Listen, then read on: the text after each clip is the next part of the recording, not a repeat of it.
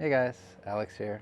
I bought some accessories for my sea kayak. I'm going to turn into a fishing kayak. Let's go take a look.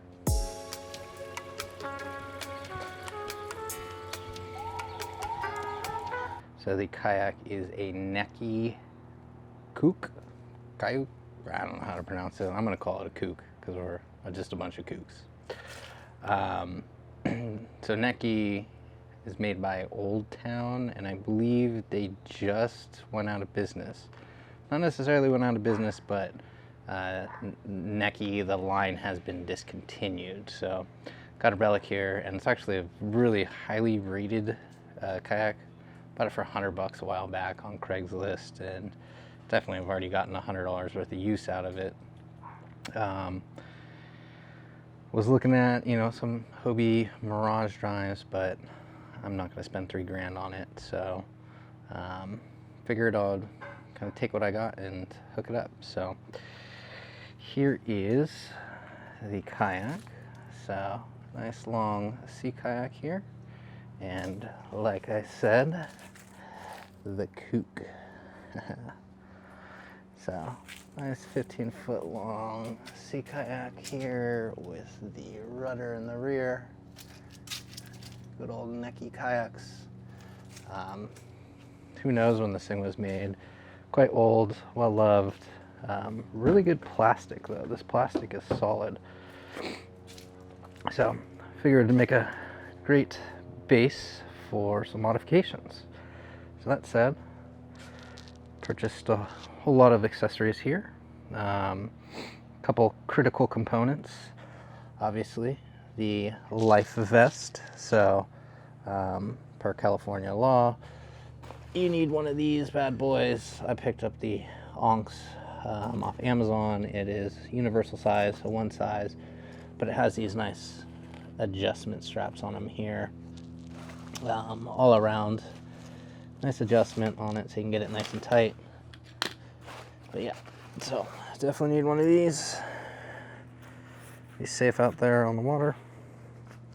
Little cart here for the kayak. Not too heavy, probably about 60 pounds, this kayak, but I'm sure with some other gear in it, 75 pounds or so.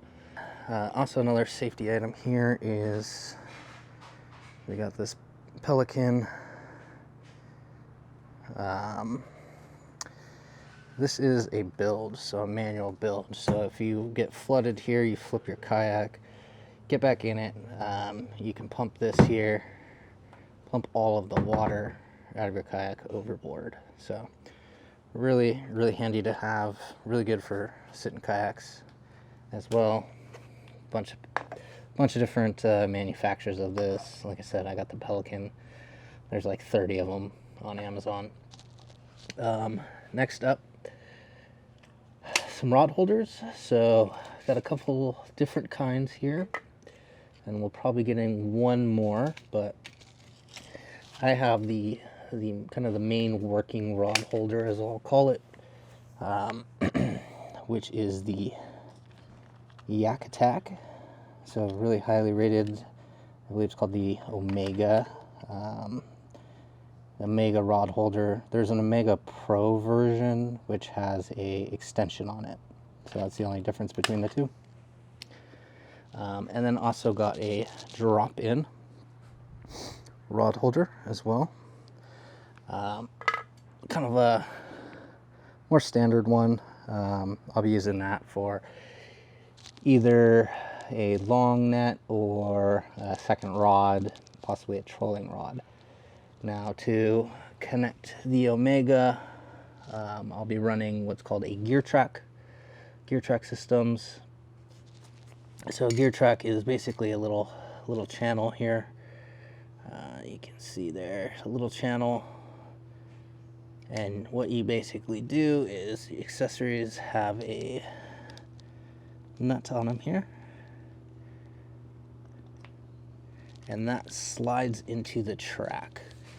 So you can move it around, you get longer tracks. I'm actually have a couple different ones in the mail. This one, you can see the holes are down the center. There's only 3 of them. More of a light duty, I guess. This is the the Gear Track GTSL 90. So it's light medium duty. I'm probably going to reserve that for a different accessory, maybe a smaller fish finder. Instead, they have aluminum ones where they have the holes on the outside here so you get a wider base, more distribution of the weight, no potential to crack the kayak. Now to mount this, instead of using self-tapping screws or well nuts, I have gone with specific kayak rivets. So I'll be riveting those on using a rivet gun. The benefit of this is it has a built-in gasket, a rubber O-ring here. That really helps the water tightness. So essentially load that in, rivet it down, and it will expand nice and neat. So I already ran one, got one connected, one accessory connected, which was my paddle mount. So just right here on the left hand side, quick release paddle mount. You can pop it back in, nice and easy, quick access. I'm going to run a similar one here on the other side. And what that will look like is that will go right about here. And no, I'm not carrying two paddles like that. I'll probably get a small safety paddle just to have. So if I lost my paddle for whatever reason, I'd have some way to get back to shore. But this is actually for a gaff. So I'll be running a gaff, nice easy access right there. It'll be right here on the side of the kayak. So gaff and paddle. I have some older just bungees that I've installed. I might replace them, might tighten them up. They're good for now. Up front, net, measuring stick here. I'll probably get a larger bunk board. And then what I'm looking at for the rod holders here. So, like I said, getting a bigger gear track. I think it's coming tomorrow. But I'm gonna run identical 6-inch gear tracks. About there. So right about there on the kayak. One on each side. And in those, that's where I will be running my rod holder and eventually probably a fish finder. So that's nice and easy. I can kind of swing it around as needed here. Just nice and quick, easy access right in front of me. It doesn't get in the way. Close up here to the spine, it's going to stay out of the paddle stroke, which is real important. And then for the drop-in one here, comes with a nice gasket. So I've laid the gasket out, figured out kind of where I want it. Going right there, use a Sharpie, traced around. So we're going to cut out the whole center hole. Using probably a hole saw, maybe a hot knife. There's 3 drills. I'm going to drill those out, rivet it in place. Now, ideally I'd want one on the other side identical, but I have this little cleat here. That is for the rudder. So that lifts and lowers your rudder, and you can cleat it off. Since there's already holes, I'm probably just going to leave that and just run the single flush mount rod holder on this side. Now I can't go any further back because there is in this kayak a bulkhead. So pretty close right here, and really that last screw is just on the inside of it.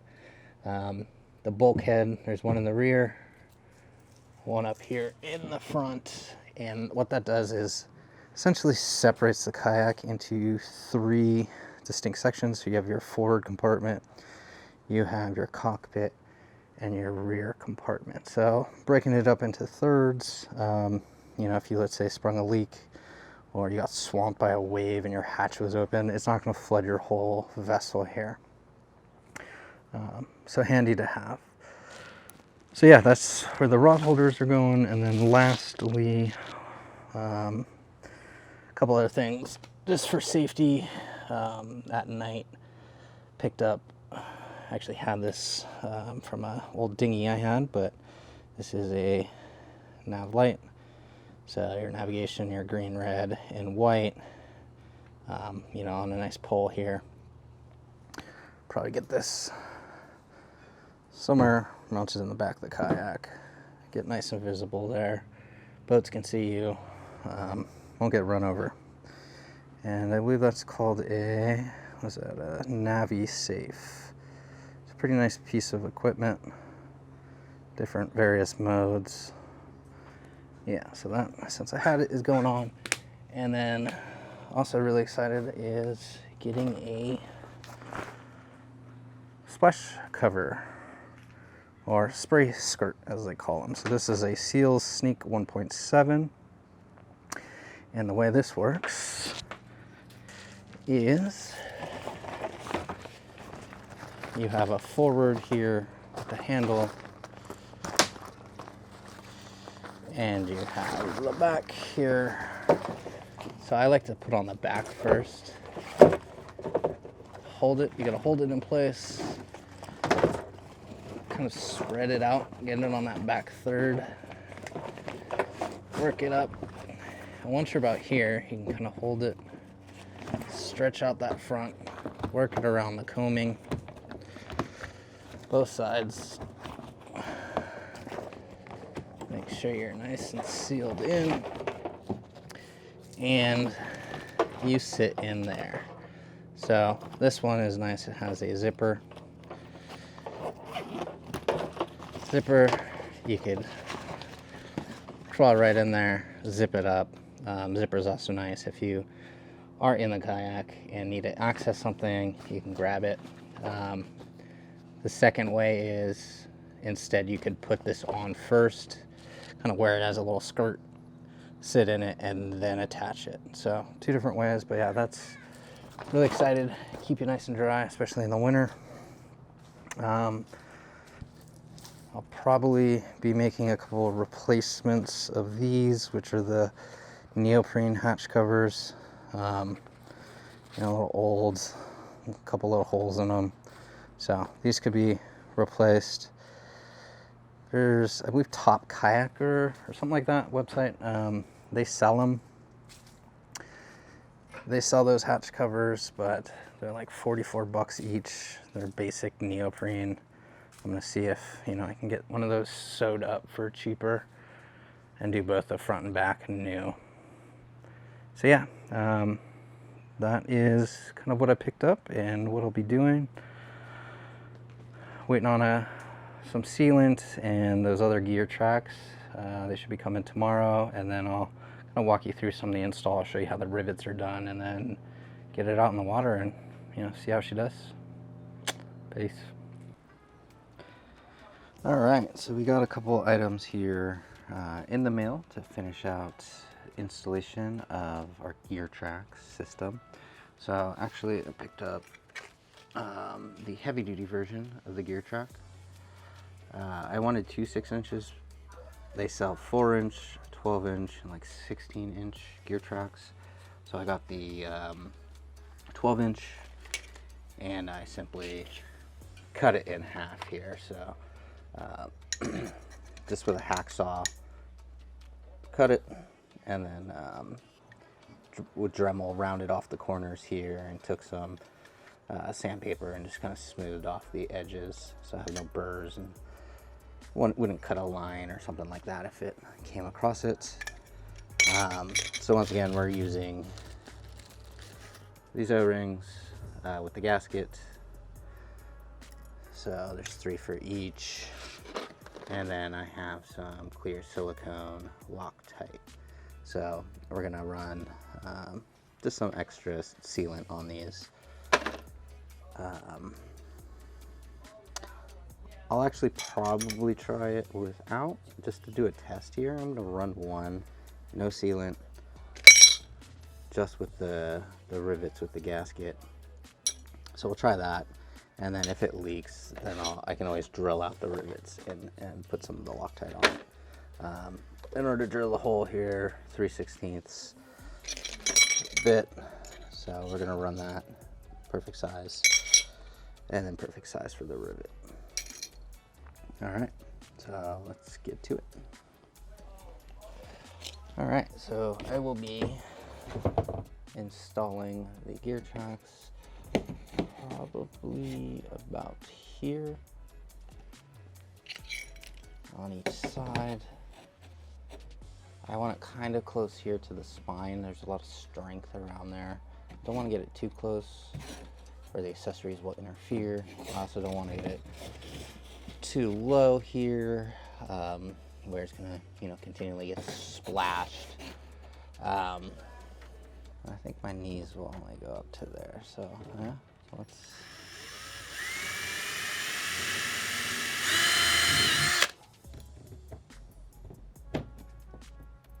We can just do that, so that way I'll make sure these are staying aligned for us.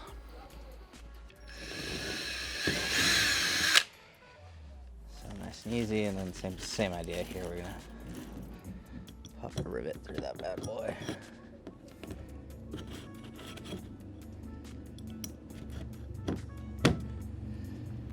All right, so now we can easily do these other ones and not have to worry about the alignment.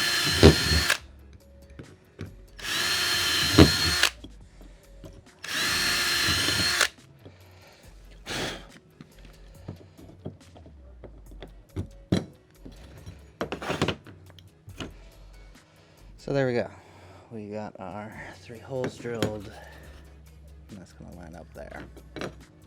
Okay, so what we're gonna do here, we'll line up the piece. We have the rivets. So it's gonna take 6 rivets.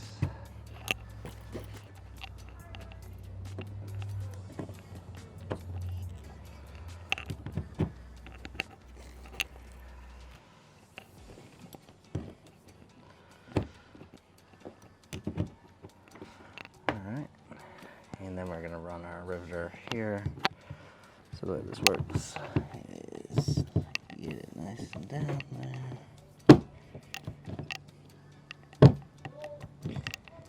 Probably one more. Work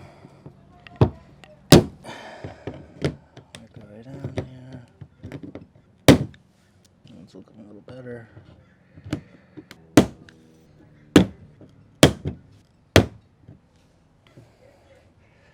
So we have nice rivets there. Have our gear truck slide in.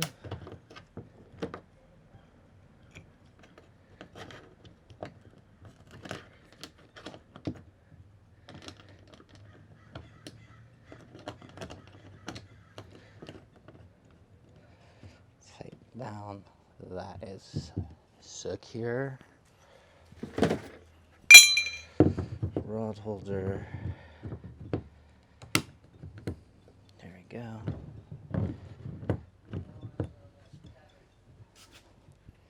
So yeah, that is how you install the rod holder.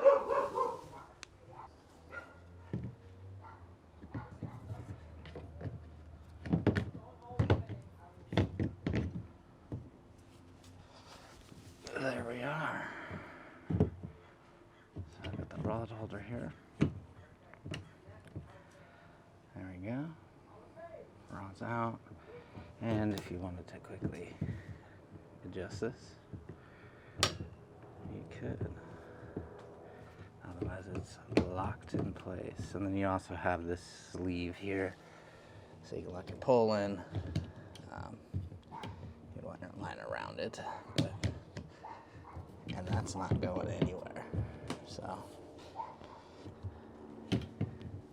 Nice and secure, lock down the angle, and that's really not going anywhere. There you go. That's definitely out of paddle stroke range. All right, we are 3, 2, 1.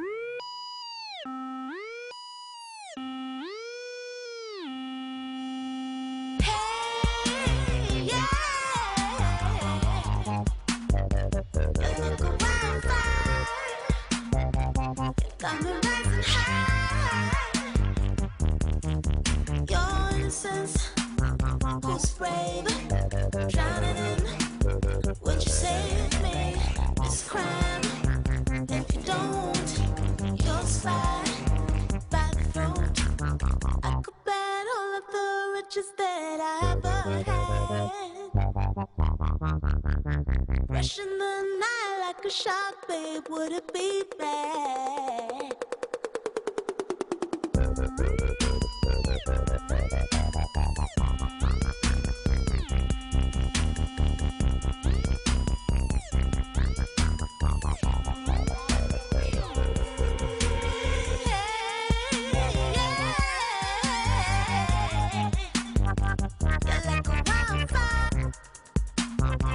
You got me rising high. Your innocence, who's brave, drowning in a way you save me. This crime, if you don't, you'll slide by the road. Your innocence, who's brave, drowning in a way you save me. This crime, if you don't, you'll slide by the road.